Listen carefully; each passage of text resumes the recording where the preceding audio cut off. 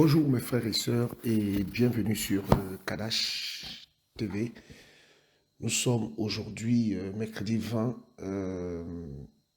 avril 2022 et je suis votre frère, heureux de vous voir encore nombreux parce que je vois que le nombre d'abonnements sur la chaîne ne font qu'augmenter et nous sommes dans la joie, pas parce que le nombre augmente, non, pas ça, sûrement pas, mais parce que nous voyons qu'il y a des enfants du Seigneur ici et là qui sont intéressés par la bonne compréhension des Écritures et pour, n'est-ce pas, être prêts à s'édifier, n'est-ce pas, eux-mêmes dans, n'est-ce pas, ce temps difficile que nous sommes en train de passer. Alors, Kadash TV, c'est un média que le Seigneur a suscité. Pardon, c'est un média que le Seigneur a suscité. Il y en a d'autres que nous connaissons beaucoup et où il y a aussi des édifications, n'est-ce pas? Nous ne sommes pas les seuls, quoique ça fait seulement un an que cette chaîne est mise en route. Donc avant Kadash, il y avait d'autres chaînes, des frères qui craignent le Seigneur et qui dispensent la saine doctrine. Donc à tous ces frères-là, je vous salue au nom puissant de Yeshua HaMashiach, notre Seigneur, notre Maître et notre Sauveur. Alors, ça fait un petit temps que je n'ai pas personnellement apporté une exhortation, un enseignement sur cette chaîne, mais j'ai des frères, comme vous pouvez le constater, nous ne sommes pas seuls, qui sont aussi du Seigneur et qui aussi, quand le Seigneur les inspire, quand le Seigneur les enseigne, ils mettent aussi au service, ils mettent aussi à la disposition des frères et sœurs les exhortations, des avertissements, des mises en garde, les enseignements que le Seigneur nous donne, ou j'allais dire leur donne. Alors, je dirais, je veux aussi adresser un bonjour à mes frères du Gabon, du Cameroun, de la Côte d'Ivoire, du Sénégal, de la France, de l'Allemagne, des États-Unis, du Canada, un peu partout dans le monde où, n'est-ce pas, nous avons nos frères qui suivent cette chaîne et qui interviennent aussi dans le cadre de l'œuvre humanitaire que le Seigneur a mis en place au sein, par exemple, de l'orphelinat El Jiré ou le pain quotidien ou d'autres, le cœur du Père, par exemple. Voilà. Il y a, n'est-ce pas, l'association Hope Espérance aussi qui œuvre beaucoup au niveau du Cameroun dans le cadre des personnes démunies. L'orphelinat El Jiré qui travaille beaucoup dans le cadre de la petite enfance, un orphelinat qui s'occupe des enfants, aussi des enfants de la rue. Je salue ici mes frères qui travaillent là-bas. Je pense à mon frère Claude, mon frère Willy et leur équipe là-bas. Je pense à nos sœurs Gisèle et Tatiane, et ça oublie notre sœur Dorcas, aussi à toute cette équipe-là qui est là, mon frère Rodrigue, tous ces frères et sœurs qui tournent tout autour de cette structure-là pour pouvoir apporter, n'est-ce pas, du bien-être à ces enfants qui souffrent. Je pense à l'orphelinat d'Orcas qui est au niveau de Bafoussam. Je pense aussi à notre orphelinat qui est au niveau de Ngaoundéré. Hein. Voilà, on travaille. Le Seigneur, par sa grâce, nous donne la force de travailler. Vraiment, mes frères et sœurs, le boulot est là. Je pense, par exemple, à nos frères qui vont souvent à Tahiti, hein, à Madagascar. Vraiment, le boulot se fait. Et nous bénissons le Seigneur pour tous ces frères et sœurs qui s'élèvent pour, n'est-ce pas, venir en aide aux nécessités parce que les besoins sont grands. Nous voyons le centre hospitalier, le pain quotidien qui est en Ganzo, en RDC. Je pense aussi tout ce qui s'est fait, par exemple, au Congo, Brazza. Vraiment, et mes frères qui sont là-bas, que je salue aussi dans le nom puissant de Yehoshua HaMashiach. Voilà, le bien-aimé. Vraiment, je pense aussi à ce qui s'est fait aussi au niveau du sud, au niveau de Bolova, avec nos frères là-bas aussi, qui s'élèvent pour, n'est-ce pas, venir en aide aux personnes qui sont nécessitées, n'est-ce pas, à des prisonniers. Vraiment, mes bien-aimés, le travail se fait et nous ne pouvons que être dans la joie. Vraiment, nous bénissons le Seigneur. Je pense aussi à notre sœur qui est du côté de Yaoundé, Maman Zana, qui s'occupe aussi des enfants qui sont en grande difficulté. Voilà, nous bénissons le Seigneur pour tout ce qu'il fait dans cette heure. Nous sommes une grande famille, et nous sommes une famille spirituelle dont le Père, le chef de famille est Yehoshua HaMashiach. Que toute la gloire lui revienne. Personne ne peut s'attribuer son œuvre, quel qu'en soit le degré de participation des uns et des autres. C'est lui qui met en nous le vouloir et le faire. Paul pourra dire que qu'as-tu reçu? Qu'as-tu que tu ne l'aies reçu? Alors, si tu l'as reçu, pourquoi t'en orgueillis-tu alors? Donc, nous comprenons donc, mes bien-aimés, que tout ce que nous faisons, frères, sœurs, c'est pour la gloire de notre Maître. À lui toute la gloire. Au nom de Yeshua, notre Maître et notre Seigneur. Amen. Donc, mes bien-aimés, ce matin, nous allons parler de l'arche. Alors, l'arche, c'est quoi?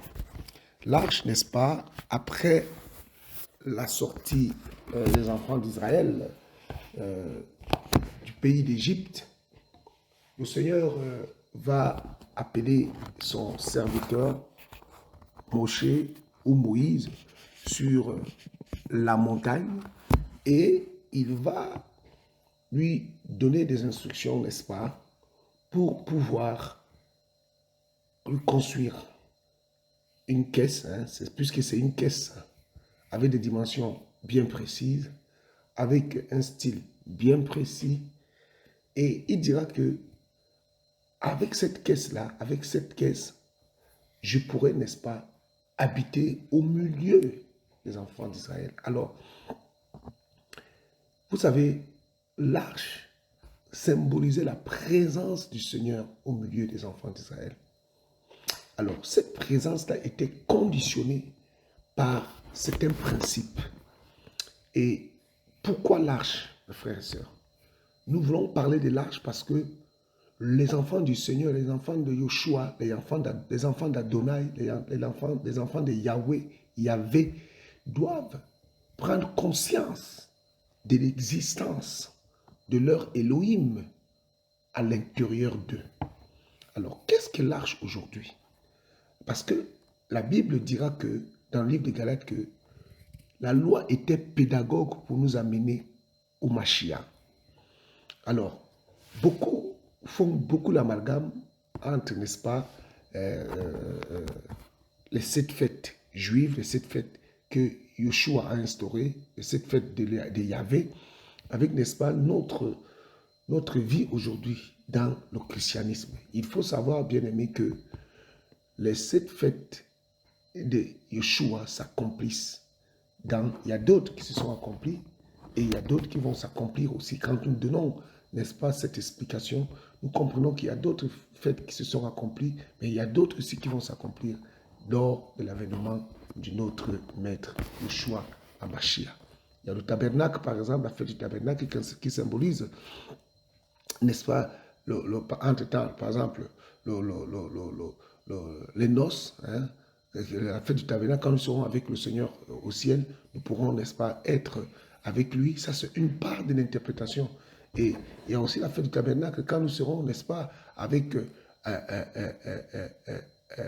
Abraham, Isaac, Jacob, n'est-ce pas, dans les enfants d'Israël pour ce dernier temps où ils seront ensemble quand le maître va, n'est-ce pas, instaurer le royaume millénaire. Vous voyez, donc il y a, n'est-ce pas, ces choses-là, il y a d'autres qui ont connu leur accomplissement, il y a d'autres qui connaîtront leur accomplissement. Et aujourd'hui, quand par exemple, on fête par exemple la fête de la Pâque, comme là on vient de fêter Pâques, mais la Bible est claire. Paul dira dans le livre de 1 Corinthiens, chapitre 5, il dira que Mashiach, Christ, est notre Pâque. Donc vous voyez, il y a par exemple Pâques qui veut dire pécha en hébreu et qui veut dire seulement passer outre. Voilà. Or, le sacrifice, cet agneau qui a été sacrifié à la Pâque n'est autre que Yehoshua HaMashiach. N'est-ce pas? Donc il y a, n'est-ce pas, cet amalgame où les enfants du Seigneur ne savent plus où se situer véritablement pour pouvoir marcher de manière sereine, sans culpabilité, sans arrière-pensée, sans crainte, pour ne pas pleurer, de peur de ne pas plaire à leur Seigneur. Alors, nous allons par la grâce du Seigneur, n'est-ce pas, essayer de voir une partie, une infime partie, n'est-ce pas, de ces choses. Vous savez, lorsque le Seigneur dira que je ne suis pas venu, n'est-ce pas, abolir la loi, mais je suis venu l'accomplir. Le Seigneur parlait, n'est-ce pas, de la loi cérémonielle et une partie de la loi sociale, vous voyez, parce qu'il existait 3 types de lois. Il y avait la loi cérémonielle, la loi sociale et la loi morale. Or, la loi morale, elle est immuable. C'est comme une carte mère qu'on instruit dans la pensée de l'homme quand il est créé. Celle-là, personne ne peut la bouger. Mais or, la loi cérémoniale, c'était tout ce qui était lié à la célébration du culte. Hein. Et tout ça, par exemple, tout ça, Yeshua les a accomplis à la croix. Et il y a d'autres parties de lois cérémonielles et sociales qui se touchaient, par exemple, la dîme, par exemple. Ça consistait par exemple, la première sorte de dîme, c'était des personnes qui devaient, n'est-ce pas, se retrouver. C'était une loi qui stipulait qu'on devait faire une marche avec sa famille pour aller se réjouir à Jérusalem avec sa famille. Or, au jour d'aujourd'hui, nous sommes chrétiens, je ne vois pas où est-ce que on va aller à Jérusalem pour se réjouir. Vous voyez, et non seulement cette loi concernait, n'est-ce pas, le peuple d'Israël, et en plus, la dîme n'est plus d'actualité. Donc, vous voyez, cette loi-là, par exemple, elle a été accomplie. Alléluia. Donc, toutes ces choses-là ont été promulguées par le biais de Moïse. Et aujourd'hui, l'enseignement sur l'arche nous permettra à comprendre et à prendre conscience de la présence du Seigneur en nous. Nous savons que cette présence est symbolisée par le Saint-Esprit. Mais, de nos jours, il faut comprendre par la grâce du Seigneur comment est-ce que le Seigneur en est arrivé là. Et si nous avons dans l'Esprit du Seigneur, quel doit être notre comportement, notre réflexe, nos habitudes pour pouvoir garder cette présence. Alléluia. Parce que Paul dira dans le livre d'Éphésiens chapitre 4 de ne pas attrister le Saint-Esprit par lequel nous avons été scellés au jour de notre rédemption. Donc, il y a donc des principes et il faut, n'est-ce pas, garder ces principes. Alors, nous allons prendre, n'est-ce pas, le livre de Hébreux pour illustrer notre partage ou enseignement. Vous pourrez l'appeler comme vous voulez. Hébreux chapitre 9. Hébreux chapitre 9, le verset 1 à 4. Merci Seigneur pour ta parole. Nous allons trouver le livre d'Hébreux chapitre 9, verset 1 à 4.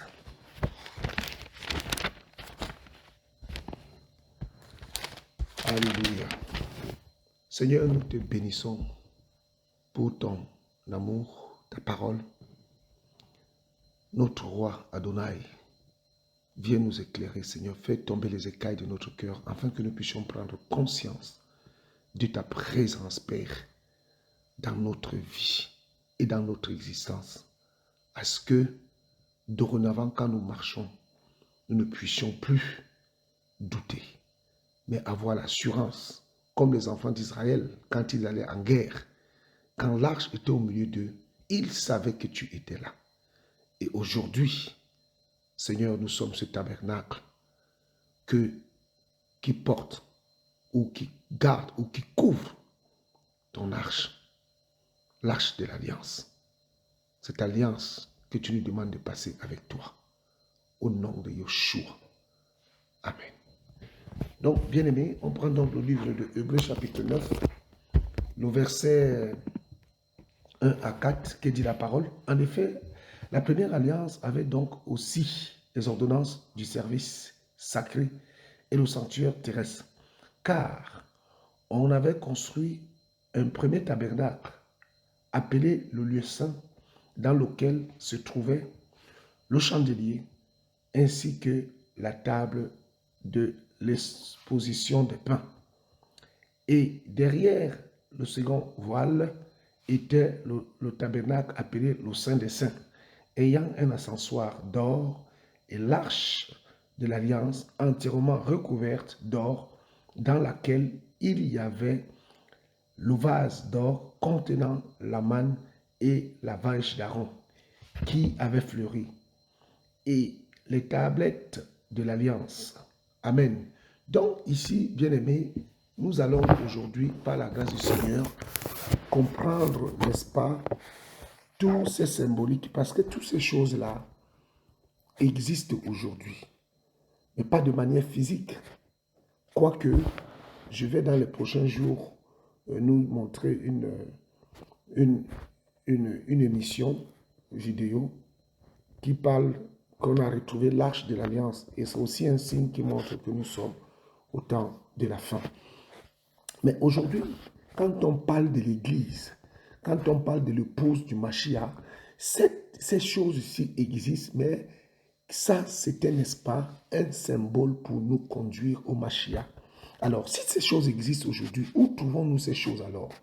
Quand on parle de la manne, quand on parle du bâton, autant pour moi, quand on parle de la vêche d'Aaron, quand on parle, n'est-ce pas, de table, de table de la loi, quand on parle, n'est-ce pas, la table de plein de propositions, quand on parle, n'est-ce pas, d'un ascensoir, tout ça, qu'est-ce que ça veut dire aujourd'hui?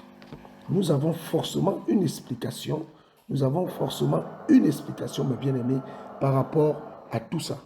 Nous avons une explication par rapport à tout ça. Donc, nous allons, n'est-ce pas, essayer de comprendre et de ramener ça à nous aujourd'hui pour pouvoir être de manière certaine que le Seigneur Yahushua, toutes ces choses, toutes ces recommandations-ci qu'il avait données à son serviteur Moshe sont réellement d'actualité. Alors, nous allons commencer à décrire toutes ces choses. Il faut savoir que lorsque les enfants d'Israël vont sortir de l'Égypte, Moshe va dire à Pharaon de les laisser partir parce qu'ils voudraient aller adorer leur maître à 3 jours de marche dans le désert. Ça commence bien. C'est-à-dire que quand on quitte l'Égypte, c'est-à-dire quand on quitte le monde, quand on quitte Pharaon, la servitude, nous avons une marche dans le désert. Alors le désert, c'est un lieu rude. Or, ce désert-là a pour but de nous former, de nous forger et de nous faire fondre de nos habitudes, de nos réflexes, de nos raisonnements, mais de nous attendre uniquement et personnellement à Yeshua, à Mashiach, notre maître. Alors, donc, la Bible nous parle, n'est-ce pas, des choses, de ces quelque chose. La Bible parle de l'ascensoir, la Bible parle de la table de pain de proposition, la Bible parle, n'est-ce pas, de l'autel de parfum, hein, qui est comme l'ascensoir, il ne faut pas oublier. La Bible parle du chandelier, la Bible parle, n'est-ce pas, de table de la loi, de la verge d'Aaron et de la manne qui était dans l'arche. Donc, voilà les différentes choses que nous allons développer ce matin. Alors, sans plus tarder, la première chose que nous allons développer, n'est-ce pas, on va parler de l'ascensoir. Et pour cela, nous allons prendre le livre de Exode, chapitre 30. Exode, chapitre 30. Alors, Exode, chapitre 30, mes bien-aimés, le verset 6 à 8. Je lis la parole de notre maître, Yahushua Mashiach. Tu les mettras devant le voile, qui est au-devant de l'arche de témoignage, à l'endroit du propitiatoire, qui est sur le témoignage où je me trouverai avec toi. Aaron y fera brûler de l'encens aromatique, et il en fera brûler matin après matin quand il préparera les lampes. Au verset 8, Aaron allumera les lampes entre les deux soirs et il en fera monter aussi, et les deux soirs, il en fera monter aussi. C'est ainsi que l'on brûlera de l'encens à perpétuité devant Yahweh dans vos générations. Alléluia.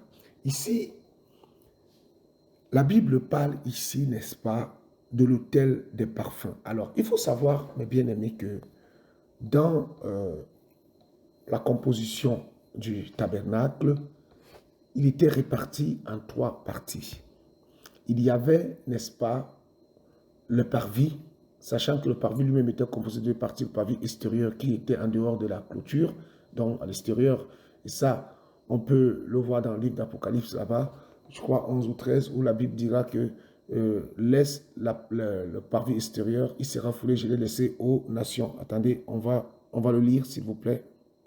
Donc Apocalypse chapitre 11, mes bien-aimés, au verset 2, la Bible déclare: mais le parvis extérieur du temple, laisse-le en dehors et ne le mesure pas, parce qu'il a été donné aux nations et elles fouleront aux pieds la ville sainte pendant 42 mois. Donc nous voyons donc que dans la première partie du tabernacle, il y avait le parvis intérieur et le parvis extérieur. Mais ce qui nous intéresse aujourd'hui, nous savons très bien, c'est la partie intérieure.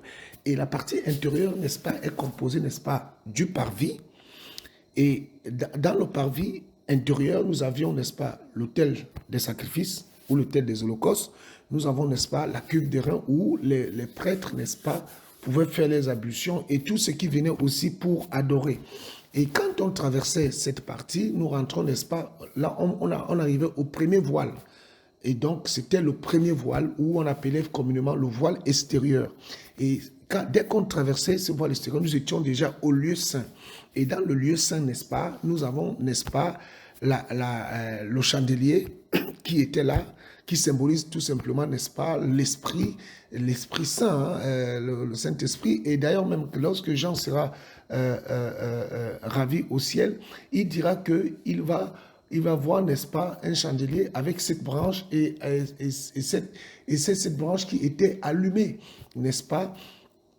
Et le chandelier qui symbolise, n'est-ce pas, la personne de Yoshua et qui, n'est-ce pas, qui nous éclaire, qui nous porte, qui nous espère, parce que nous sommes la lumière du monde.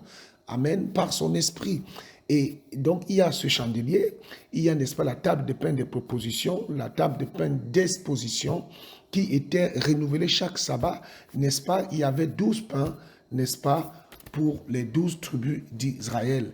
Et ce pain-là, n'est-ce pas, symbolise tout simplement la nourriture, le pain quotidien que nous devons avoir à manger quotidiennement. Et ce pain-là était placé devant Yahweh. Et après cela, nous avions, n'est-ce pas, l'autel de parfum. Et c'est là où l'auteur à l'épître aux Hébreux nous parlait, n'est-ce pas, de l'ascensoir d'or.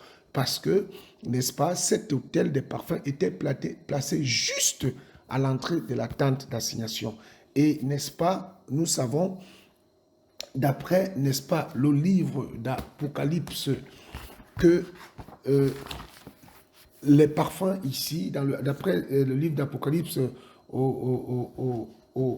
au chapitre 8, versets 3 à 4, ça symbolise tout simplement la prière des saints. Voilà. N'est-ce pas, cette odeur-là symbolise la prière des saints. Et cette odeur aussi symbolise aussi Yehoshua. Et ça, mes bien-aimés, on peut le lire dans le livre des Cantiques, n'est-ce pas, au chapitre 1er, au verset 3. Hein? Ça symbolise, n'est-ce pas, on va le prendre, hein? Cantique des Cantiques. Je vais prendre la version seconde. Vous allez voir que le nom de Yehoshua est un parfum. Cantique des Cantiques. Cantique des Cantiques. Cantique des Cantiques, chapitre 1er, et au verset 3, il dit: tes parfums ont une odeur sauvage. Ton nom est un parfum qui se répand. C'est pourquoi les jeunes filles t'aiment. Ton nom est un parfum qui se répand. Donc nous comprenons donc que cette odeur-là symbolisait aussi la sainteté et la personne de Yahushua. Voilà pourquoi la composition de ces aromates-là était interdite. Il y avait des choses qui étaient interdites à refaire en dehors de ces circonstances. C'était l'huile d'onction et aussi ces aromates-là qu'on devait brûler devant le Seigneur qui symbolisaient tout simplement la personne aussi de Yahushua. Donc, l'ascensoir d'or-là qui était là, en fait, nous comprenons par cela que cet ascensoir d'or était tout simplement, n'est-ce pas, partie prenante entre le lieu saint et le lieu très saint. Le lieu saint et le saint des saints. Et sans cette personne de Yahushua, alléluia, nous ne pouvons pas avoir accès à la présence du Père, dans sa présence. Alléluia. Et c'est pourquoi 1 Timothée chapitre 2 il dira que il y a un seul médiateur entre Elohim et les hommes, Yoshua Hamashiach, homme. C'est-à-dire que ce parfum-là qui symbolise lui-même, qui symbolise la prière des saints, parce que c'est lui qui porte ces prières, c'est lui qui intercède pour nous. C'est-à-dire, il dit, personne ne peut aller au Père qu'en passant par moi. Et nous voyons que ce parfum-là symbolise réellement et matériellement la personne de Yahushua. Merci Seigneur, merci pour ton odeur. Et d'ailleurs, l'apôtre Paul le dira dans le livre de Corinthiens, on va le lire toujours dans cette histoire, dans ces termes, autant pour moi, de parfum. Regardons ce que Paul nous dit dans le livre de 2 Corinthiens par rapport à l'odeur. 2 Corinthiens, chapitre 2, à partir du verset 14. La Bible déclare, « Mais grâce soit à Elohim qui nous fait toujours triompher dans le Mashiach et qu'il manifeste par notre moyen l'odeur de sa connaissance en tout lieu. Parce que nous sommes la bonne odeur du Mashiach. » Paul dit nous sommes la bonne odeur du Mashiach. Donc ça veut dire que celui qui porte l'arche en lui, qui symbolise, n'est-ce pas, le Saint-Esprit, qui symbolise, n'est-ce pas, Yahushua Mashiach, il porte une odeur du Mashiach. Nous sommes la bonne odeur du Mashiach. Il le dit ici pour Elohim, parmi ceux qui sont sauvés. C'est-à-dire que ceux qui sont sauvés reconnaissent au regard, à l'odeur. Alléluia. Vous savez, il y a des gens, parfois, vous rencontrez dans le monde, une personne qui peut se laver, se parfumer n'importe comment, mais elle a toujours une odeur qui sort d'elle qui n'est pas bonne. Il y a un problème. Il y a un problème. C'est-à-dire, c'est des personnes, je crois que vous en connaissez autour de vous, c'est des personnes, même si la personne ne transpire pas, mais quand la personne passe, elle a une odeur qui vous met mal à l'aise. Ça, c'est l'œuvre des démons. Une odeur qui répugne. Même si la personne est propre, il y a toujours cette odeur-là. Même si la personne se parfume n'importe comment, il y a cette odeur. Eh bien, Paul dit que pour nous, les enfants de Yoshua, les enfants du Mashiach, nous avons une odeur qui donne la vie. Et parmi ceux qui sont sauvés, et il continue, et parmi ceux qui périssent, en effet, pour les uns, une odeur de mort, pour la mort, mais pour les autres, une odeur de vie pour la vie, et qui est suffisant par ces choses, car nous ne sommes pas comme beaucoup qui font du commerce avec la parole d'Elohim, mais nous parlons du Mashiach avec sincérité comme de la part d'Elohim et devant Elohim. Donc, mes bien-aimés, ces personnes-là qui d'ailleurs même qui ont une odeur de mort, qui transportent le faux esprit, le faux Mashiach, hein, le faux Yoshua, le faux Jésus, hein, qui vous donne un esprit contraire, ils transportent une odeur de mort.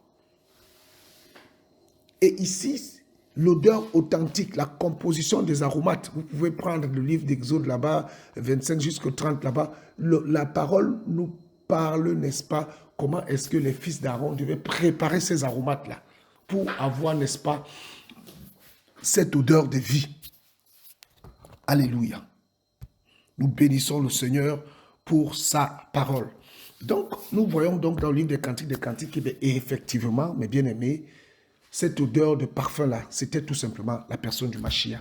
Et Et ça représente aussi la prière des 5, bien entendu. Si nous prenons le livre d'Apocalypse chapitre 8 au verset 3 à 4, ou Apocalypse chapitre 5 au verset 8, nous voyons que ça aussi, ça représente la prière des 5. Et maintenant, nous allons parler, n'est-ce pas, du vase d'or contenant la manne. Et ça nous conduit dans le livre d'Exode, chapitre 16. Allez, allons-y dans le livre d'Exode, chapitre 16, s'il vous plaît. Exode, chapitre 16, du verset 32 à 36, la Bible déclare: Moshe dit, voici ce que Yahweh a ordonné. Qu'on en remplisse un homère pour le garder pour vos générations, afin qu'on voie le pain que je vous ai fait manger dans le désert, après vous avoir fait sortir de la terre d'Égypte. Verset 33, Moshe dit à Aaron, prends un vase et mets-y un plein d'homère de manne et pose-le devant Yahweh, afin qu'il soit préservé pour vos générations. Comme Yahweh l'avait ordonné à Moshe, Aaron le posa devant le témoignage pour qu'il y soit préservé. Les enfants d'Israël mangèrent la manne durant 40 ans, jusqu'à leur arrivée dans une terre habitée. Ils mangèrent la manne jusqu'à leur arrivée aux frontières de la terre de Canaan. Or, un homère est la 10e partie d'un épha. Alors, mes bien-aimés, ici, là, les enfants d'Israël vont manger la manne. Et ici, nous allons aussi comprendre quel est le rapport. Pourquoi le Seigneur voulait-il qu'on mette la manne dans l'arche? Il dira que ça va servir de témoignage pour les générations. N'est-ce pas, nous avons la parole aujourd'hui? N'est-ce pas, 1 Corinthiens chapitre 10, il nous dira que ces choses nous sont arrivées afin que ça nous serve de témoignage. Frères, sœurs, la parole de Dieu, la parole d'Élohim que nous avons au jour d'aujourd'hui, Seigneur, nous sert de témoignage et nous sert aussi pour pouvoir, n'est-ce pas, confirmer et infirmer certaines allégations que certaines personnes disent que non, les enfants d'Israël n'ont pas traversé la mer Rouge, Moïse n'a point exercé, des trucs comme ça. Mais nous avons la parole. C'est pourquoi cette manne a été conservée dans l'arche. Or, la Bible déclare, nous avons le témoignage de l'Esprit. Mais la manne était conservée dans l'arche. Et l'arche, là, c'est le Saint-Esprit qui atteste dans notre cœur que ce qui est écrit est vrai. Voilà pourquoi le Seigneur a demandé à ce qu'on garde cette manne. Et c'est pour cela que nous avons cette parole aujourd'hui qui nous rappelle ce que le Seigneur a fait pour son peuple. Mais ça ne s'arrête pas là. Nous allons comprendre aussi notre signification de cette manne qui était dans l'arche. Il faut comprendre, mes bien-aimés, que le corps humain est divisé en 3 parties. D'après le livre de 1 Thessaloniciens, au chapitre 5 là-bas, il dira que le corps, l'âme et l'esprit soient gardés purs pour le jour du Mashiach. Or, nous savons que l'arche aussi était dans un tabernacle qui était composé de 3 parties. Je viens de les énumérer. Donc, nous comprenons donc que la 3e partie, qui est le Saint des Saints, n'est autre que notre cœur. Et quand on parle du cœur, on ne parle pas du cœur charnel, mais on parle, n'est-ce pas, ici du cœur spirituel, là où il est la base de nos pensées, de nos émotions, où l'âme nous pousse à prendre certaines décisions. Ça, c'est le cœur. C'est notre centre de décision. Et c'est cette partie-là où se trouve alors l'arche. C'est là où se trouve le Saint-Esprit, mes bien-aimés. C'est là. Le Saint-Esprit est logé.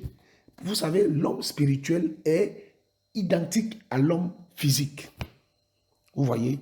Mais quand nous parlons de ces choses, par exemple, du cœur, c'est le langage commun que nous employons. Mais quand on parle du cœur, on parle, n'est-ce pas, du centre de décision, de pensée, des émotions, tout ce qui peut être. C'est là où il y a notre cœur. Et c'est là où le Saint-Esprit doit venir prendre la place, afin que la chair ne puisse pas venir prendre possession et nous amener à la perdition. Et ici, la manne était dans l'arche. Donc, la manne là qui correspond à quoi? Au pain. Allons-y voir dans la parole. Nous allons prendre le livre de Jean chapitre 6 au verset 31 jusqu'au verset 38. Jean 6. Merci Seigneur pour ta parole. Jean 6. On y est. Le verset 31 jusqu'au verset 38. Que dit la parole? Nos pères ont mangé la manne dans le désert selon ce qui est écrit. Il leur a donné à manger le pain du ciel. Mais Yoshua leur dit, Amen, Amen, je vous le dis.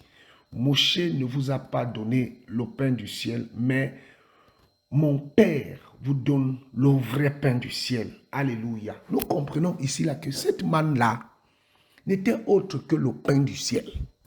Et maintenant, comprenons qu'est-ce que c'est ce pain du ciel, mes bien-aimés. Alléluia. Le vrai pain du ciel.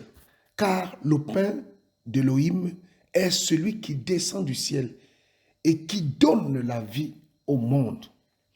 Ils lui dirent donc, Seigneur, donne-nous toujours de ce pain-là.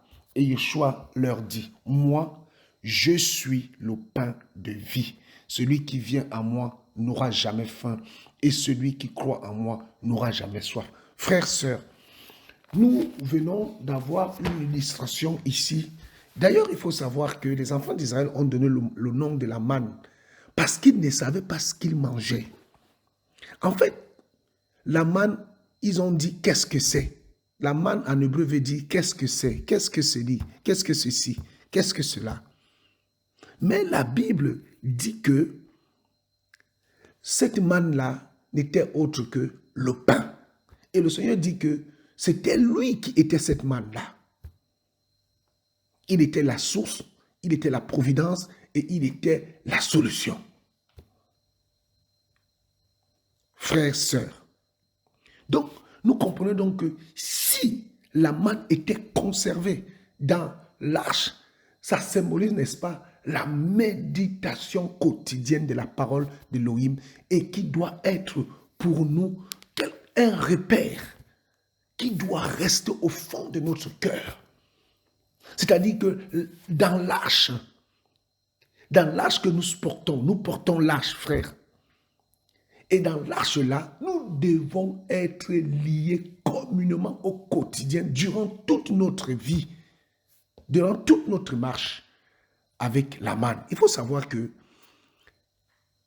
le Seigneur a promis à Israël Canaan, mais le Seigneur promet à l'Église le ciel. Vous comprenez? Mais la Bible dit que durant les 40 ans, les enfants d'Israël ont mangé la manne tous les jours, jusqu'à ce qu'ils arrivent dans la terre habitée. Or, la terre habitée, là, n'est-ce pas, c'est le repos. Donc, un enfant du Seigneur doit manger quotidiennement la parole du Seigneur. Regardez ce que dit encore le Seigneur dans sa parole. Nous allons prendre... Merci Seigneur. Nous allons prendre le livre de Matthieu chapitre 4. Matthieu chapitre 4, le verset 4. Par exemple, Matthieu 4, au verset 4. Que dit la parole? Merci Seigneur.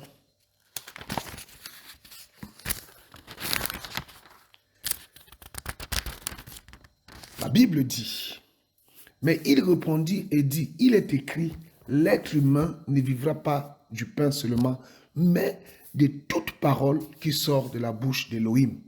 Frères, sœurs, c'est cette manne-là, la parole qui sort de la bouche d'Élohim. Nous devons nous nourrir de ça, dans les épreuves, dans les doutes, dans des moments de joie, quelles qu'en soient les circonstances, dans les moments de tristesse, quelles qu'en soient les circonstances, mes bien-aimés, n'oublions pas que nous sommes l'arche et le Seigneur habite en nous.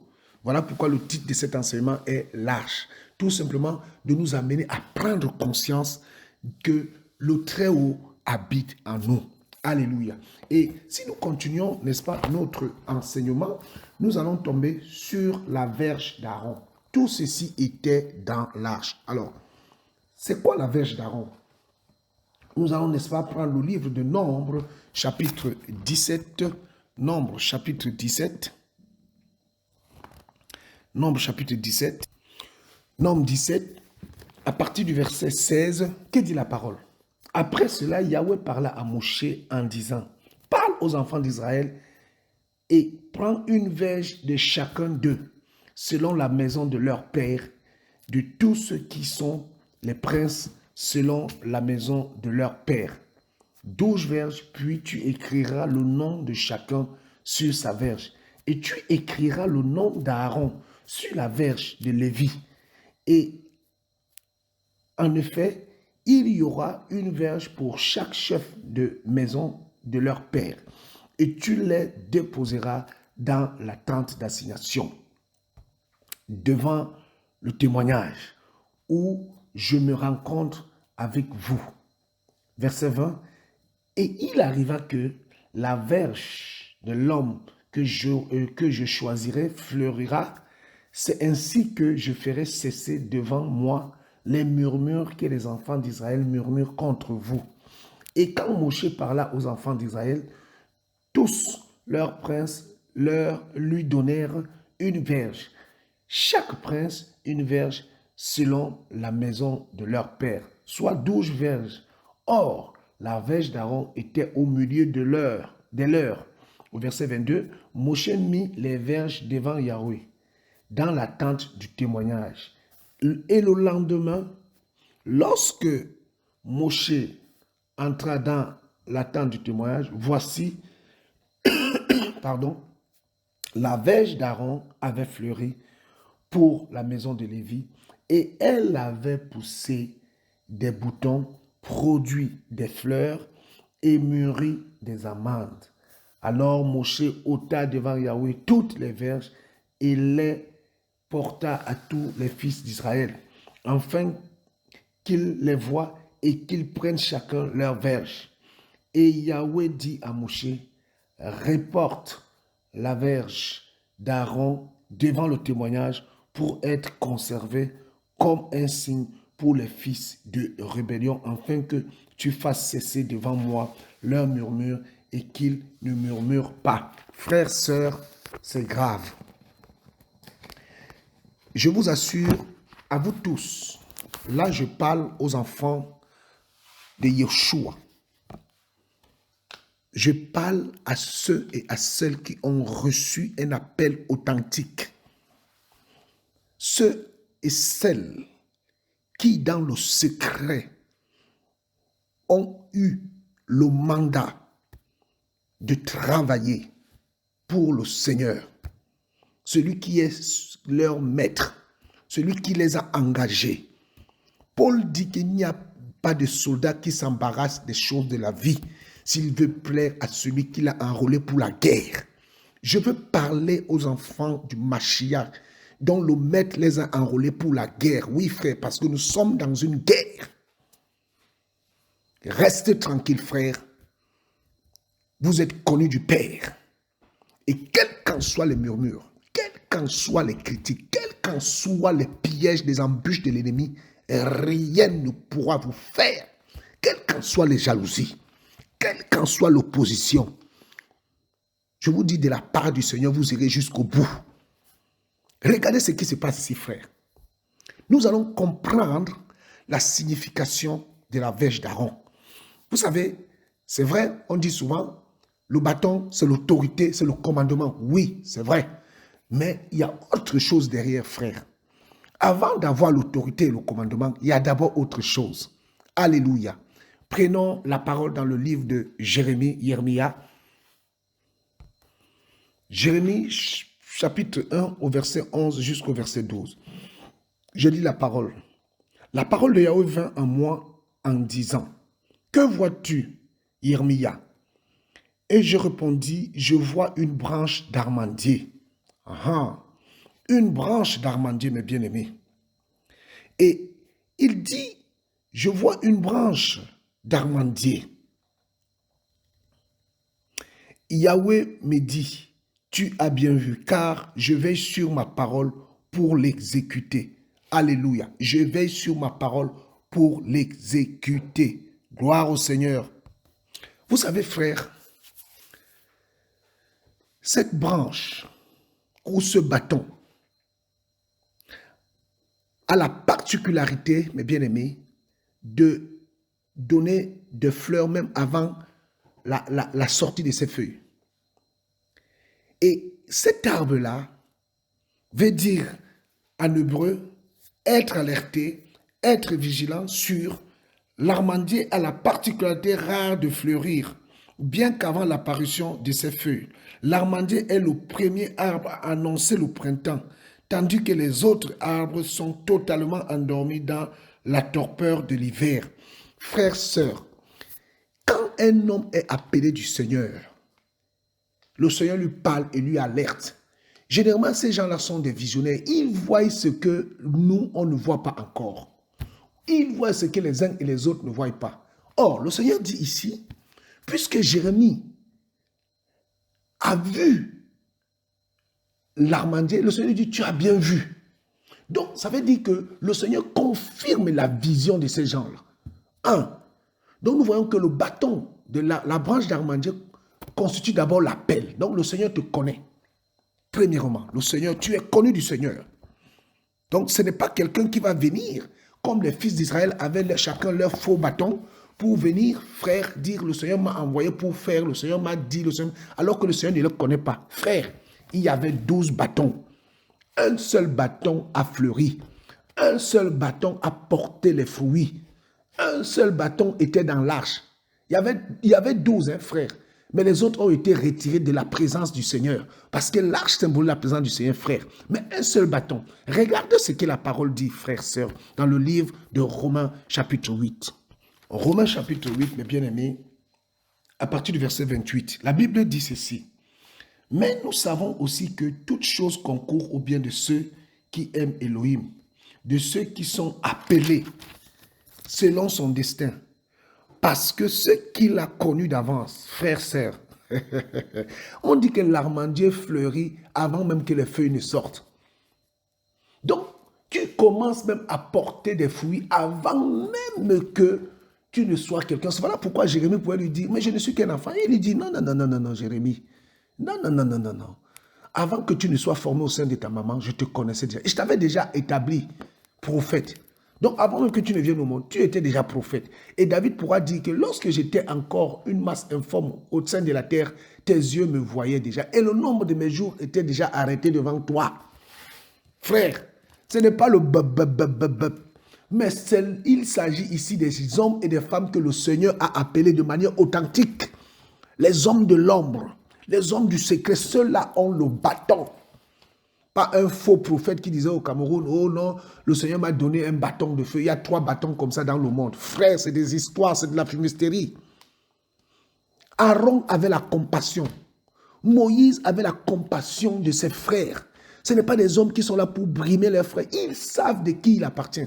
Ce n'est pas des hommes qui vont se justifier, cela dire, oh non, moi, le Seigneur m'a envoyé. Non, non, non, non, non, non, non, non. Mais on va voir les fruits, frère. Parce qu'on va voir dans ce bâton-là, les amandes qui vont fleurir, c'est-à-dire les amandes qui vont mûrir. C'est-à-dire que du jour au lendemain, on va voir les fruits, frère. Regardez ce que dit la parole. Parce que ce qu'il a connu d'avance, il les a aussi prédestinés à être conformes à l'image de son Fils. Frère, quand tu portes l'arche en toi, tu ne peux qu'avoir l'image de Yehoshua. Ce n'est pas autre chose. Afin qu'il soit le premier né de beaucoup de frères. Et ce qu'il a prédestiné, il les a aussi appelés frères. Voilà pourquoi certains font leur propre appel. Mais je vous dis, frères, en ce temps dernier-ci, beaucoup s'élèvent. La Bible nous dit qu'il y aura beaucoup de faux Mashiach. Beaucoup se diront du Mashiach. Mais très, très, très peu. Il y en a. Mais très, très peu sont ceux qui sont véritablement appelés du Maître. Alléluia. Alléluia. Alléluia. Merci Seigneur pour ta parole. Il dit que et ceux qu'il a appelés, il les a aussi justifiés. Et ceux qu'il a justifiés, il les a aussi glorifiés. Donc nous comprenons, frères, que lorsque Aaron était face à ses frères qui contestaient son autorité, son appel, sa mission, la grâce, la vie, le Seigneur l'a justifié. Aaron n'a rien dit. C'est le Seigneur lui-même qui l'a justifié, frère. Donc, je vais te dire, mon frère, ma soeur, que si tu as le bâton, la branche d'armandier, qui représente l'autorité, qui représente, nous comprenons aujourd'hui, l'appel. Frère, ma soeur, reste tranquille, le Seigneur est dans ton bateau. Alléluia. Alléluia. Frère, sœur, le Seigneur est dans ton bateau. Voilà pourquoi Paul, dans le livre de 2 Corinthiens chapitre 8, il pourra dire que l'autorité qu'il a reçue n'est pas pour détruire. Ou même dans le livre de 2 Corinthiens chapitre 13 verset, il dit que nous avons reçu une autorité pas pour détruire, mais pour édifier, pour construire. Voilà, quand vous êtes dans une assemblée où entre guillemets, l'homme d'Élohim, l'homme de Dieu, il est là, on le cire les chaussures, on lui porte ses Bibles, on voit que ses photos partout avec sa femme, ils sont assis sur une estrade. Frères, sœurs, c'est de la comédie. Sortez de là, mettez vos jambes à vos coups, sortez. Sortez, frères, sortez. Il n'y a rien dedans. Parce que celui qui est appelé du Seigneur ne se glorifie pas. Il cherche à glorifier son maître, celui qui l'a appelé, parce qu'il sait que tout ce qu'il a vient de lui, frère. Il sait ce qu'il porte en lui vient de lui. Alléluia. Maintenant, nous allons parler, n'est-ce pas, des tables de l'Alliance. Et des tables de l'Alliance, frères et sœurs, nous allons voir toujours dans le livre d'Exode, chapitre 25. On va prendre le livre d'Exode, chapitre 25. Exode, chapitre 25, on va commencer à partir du verset... On va prendre le verset 16. La Bible dit, tu mettras dans l'arche le témoignage que je te donnerai. Frères, sœurs, nous savons que le témoignage, le témoignage qu'il parle ici, c'est la table de 10 commandements, la table de la loi qui était de l'aube, le froid, c'était sous la forme d'un cœur, 2 parties. Et nous savons que les 5 premiers commandements concernent tout simplement la relation de l'être humain avec son Créateur. Et les 5 derniers concernent la relation humaine entre le croyant et son frère, son prochain. Donc voilà comment on peut séquencer, n'est-ce pas, ces tables de la loi. Et regardez ce que Paul parle par rapport à ces tables. Nous parlons vraiment qu'au jour d'aujourd'hui, nous portons l'arche de l'alliance en nous. Nous sommes au jour d'aujourd'hui le tabernacle de l'Élohim vivant. Regardez ce que Paulos va dire dans le livre de 2 Corinthiens, mes bien-aimés. On va prendre le livre de 2 Corinthiens, chapitre 3. 2 Corinthiens, chapitre 3. 2 Corinthiens, chapitre 3, à partir du verset 1er jusqu'au verset 3. Commençons-nous de nouveau à nous recommander nous-mêmes? Ou avons-nous besoin, comme quelques-uns, des lettres de recommandation auprès de vous ou des lettres de recommandation de votre part? Vous êtes vous-même nos lettres écrites dans nos cœurs. Vous voyez, frère, Paul parle des lettres écrites dans nos cœurs. Et il continue en disant dans nos cœurs, connus et lus de tous les humains. Car il est manifeste que vous êtes les lettres du Mashiach gravées par nos services, non avec de l'encre, mais avec l'esprit de l'Élohim vivant, non sur les tables de pierre, mais sur les tables de chair, sur les cœurs. Alléluia. Donc nous comprenons qu'au jour d'aujourd'hui, là, les tables de la loi que Moïse avait reçues sur le Sinaï, frères, sœurs, c'est nous qui les portons. Oh Seigneur, c'est nous qui les portons, frères. Donc nous sommes un tabernacle ambulant. Nous marchons partout et nous portons les lettres, la loi du Seigneur, elle est inscrite au fond de nos cœurs. Et j'ai expliqué tout à l'heure que le cœur, frère, ici, ne regarde pas le cœur comme organe, comme le foie, les poumons et tout. Non, frère, le cœur ici est le centre de la pensée, le centre de décision de l'être humain. Le cœur est ici, n'est-ce pas, le carrefour de décision, de réception de toute pensée. Et la direction que nous devons prendre doit être menée par le Saint-Esprit. Parce que celui qui règne en nous, alléluia, alléluia, alléluia. Merci Seigneur pour ta parole. Nous pouvons encore prendre, n'est-ce pas, le livre de Jérémie, chapitre 31, au chapitre 31, au verset 32 jusqu'au verset 33, qui dit quoi? Dorénavant, personne ne dira plus à son prochain, connais Yahweh, car tous me connaîtront. Il dit que moi-même, j'inscrirai mes paroles dans leur cœur. Alléluia. Pour ceux qui veulent encore lire, vous pouvez lire aussi Ézéchiel chapitre 11 au verset 19, qui parle aussi de ces choses, frères. La loi du Seigneur n'est plus écrite sur les tables de pierre, mais c'est écrit dans nos cœurs. Parce que nous sommes son temple. Alléluia. Que devons-nous dire de ces choses, frères? Que devons-nous dire de ces choses? La Bible déclare que le post-expiatoire était le couvercle. Frères, sœurs, l'arche était recouvert d'or. Et il y avait sur l'arche deux chérubins qui étaient face à face et qui regardaient tous sur un point. C'était le point de la rencontre entre Yeshua, entre Yahvé et Aaron qui rentrait pour faire le service. C'était là. Et c'était là qu'il le rencontrait. Je vais te dire ce matin, quand la Bible dit, crois au Seigneur Yeshua, tu seras sauvé toi et toute ta famille. Parce que tu es toi qui as accepté le Seigneur. Tu es le point de rencontre. Tu as l'esprit d'Élohim vivant en toi.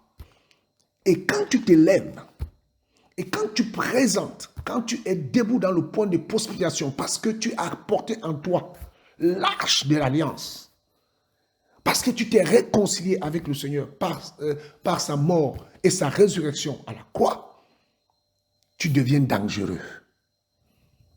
Tu deviens très dangereux. Je voudrais nous faire comprendre et nous faire prendre conscience de celui qui habite en nous. Alors, je voudrais vraiment toucher un point qui n'était pas prévu que je touche. Il y a beaucoup de débats qui se passent par rapport à un chrétien doit-il boire l'alcool, un chrétien ne doit pas boire l'alcool. Je vais répondre à cette question et je vais donner mon point de vue.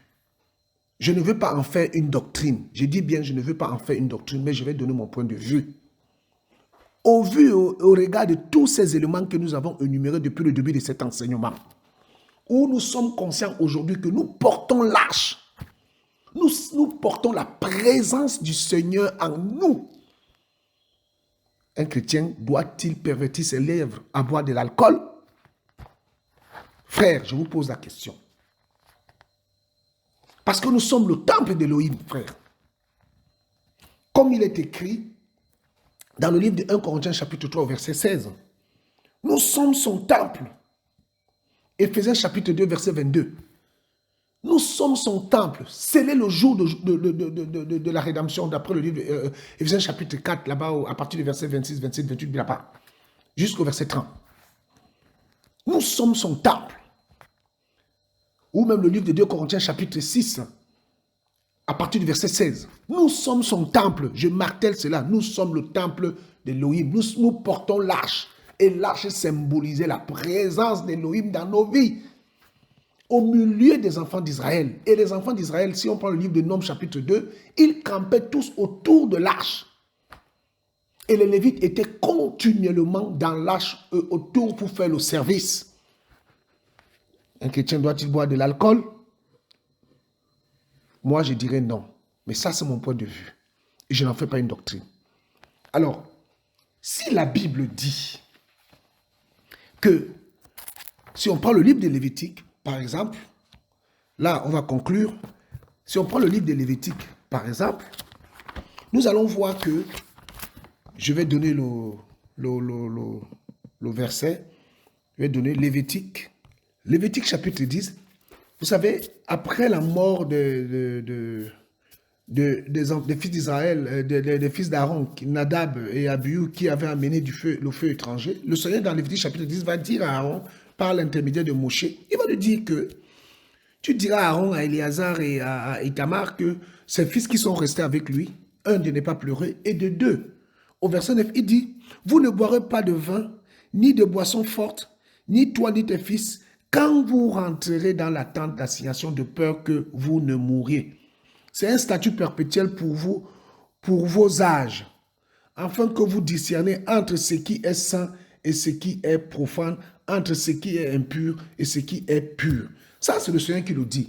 Frère, moi, je voudrais donc nous poser une question. Je dis bien, je n'en fais pas une doctrine. Mais j'en appelle à chacun à sa responsabilité individuelle et à son degré de consécration avec le Seigneur. Celui qui veut être un vase d'honneur, il sera un vase d'honneur. Celui qui veut être un vase vil, il sera un vase vil. Mais chacun se prépare et se sanctifie pour être agréable à son maître. Je ne veux influencer personne. Mais il y a certains points de doctrine qu'il faut prendre le courage d'élucider par la lumière, à la lumière de la parole. Et je vais laisser chacun à ses responsabilités.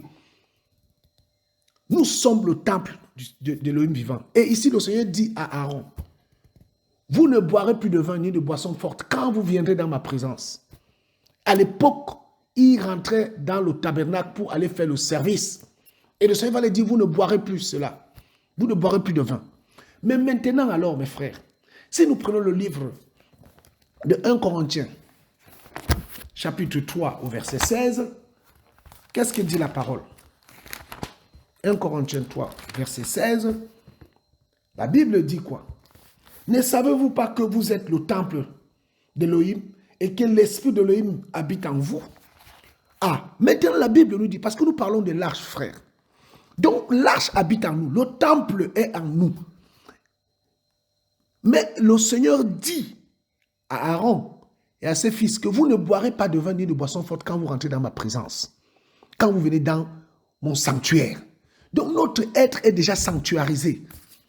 Frères, sœurs, notre être est déjà sanctuarisé parce que nous portons l'arche. Nous sommes le temple, je l'ai dit tout à l'heure dans l'enseignement. Continuons-nous à boire de l'alcool alors que nous portons le temple du Seigneur en nous. Nous portons l'arche du Seigneur en nous. Allons encore sur un autre verset. On va dire, oh mais oui, mes frères, c'était des fils d'Aaron. Oui, oui. Mais nous sommes aussi les Lévites de ces temps derniers. Regardez ce que la parole nous dit dans le livre d'Apocalypse chapitre 1. Apocalypse chapitre 1. Alléluia, alléluia, alléluia. Alléluia, alléluia, alléluia. Alléluia. Alléluia. Nous bénissons le Seigneur pour sa parole. Apocalypse chapitre 1. À partir du verset... Donnez-moi le temps, mes bien-aimés, de trouver Apocalypse chapitre 1 à partir